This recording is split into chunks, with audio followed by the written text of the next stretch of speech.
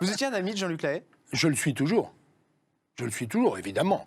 C'est comme mon frangin, Jean-Luc. Ce qui se passe aujourd'hui, c'est normal? Évidemment que non, c'est pas normal. Au risque de m'attirer les foudres des mouvements féministes qui aujourd'hui sont en pleine sororité. Pourquoi c'est pas normal, Bébert?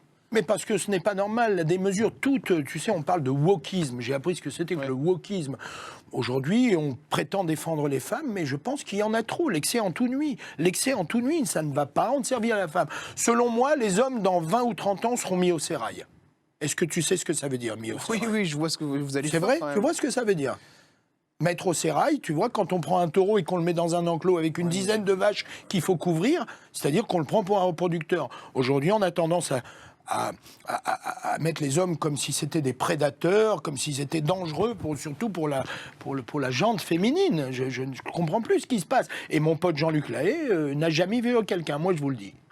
Je le dis, il n'a jamais violé quelqu'un, j'en suis persuadé. Persuadé.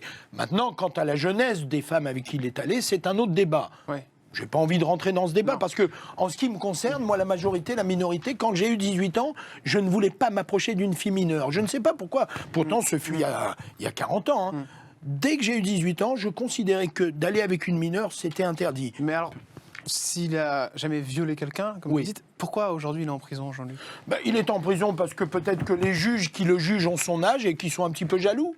Vous pensez que c'est une histoire de jalousie? Non, je plaisante quand je dis ça, mais il est clair qu'une personne qui juge Jean-Luc Lahaye est obligée d'aller dans le sens du vent, malgré tout, même si le jugement doit être objectif.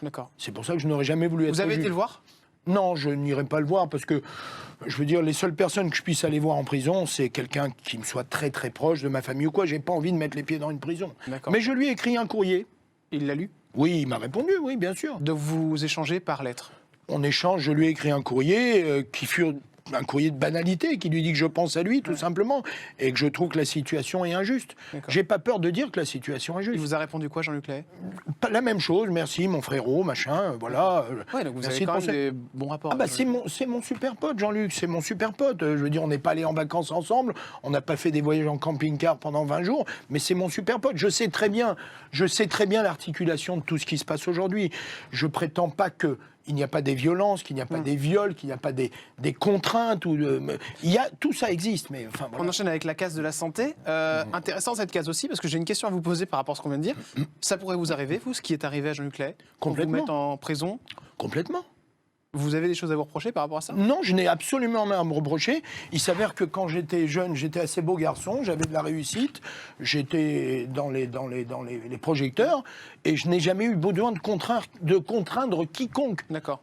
Personne. Mais il est très possible que si je fus dans la lumière aujourd'hui, si j'étais dans la lumière, il est très possible qu'une jeune femme, qui aujourd'hui est moins jeune forcément, se dise, tiens, je me rappelle qu'il m'a demandé 3 fois mon numéro de téléphone alors que je voulais pas lui donner, mais bizarrement, elle me l'a donné au bout de la 4e.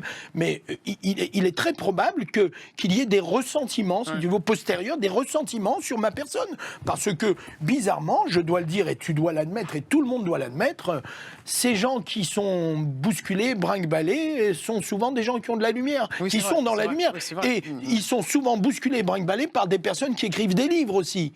Alors, évidemment, de prime abord, on va dire « Ouais, Bébert, tu défends les violeurs, les harceleurs. » Non, je défends personne. Je dis simplement que les choses sont récurrentes et sujettes à caution, de fait. Voilà.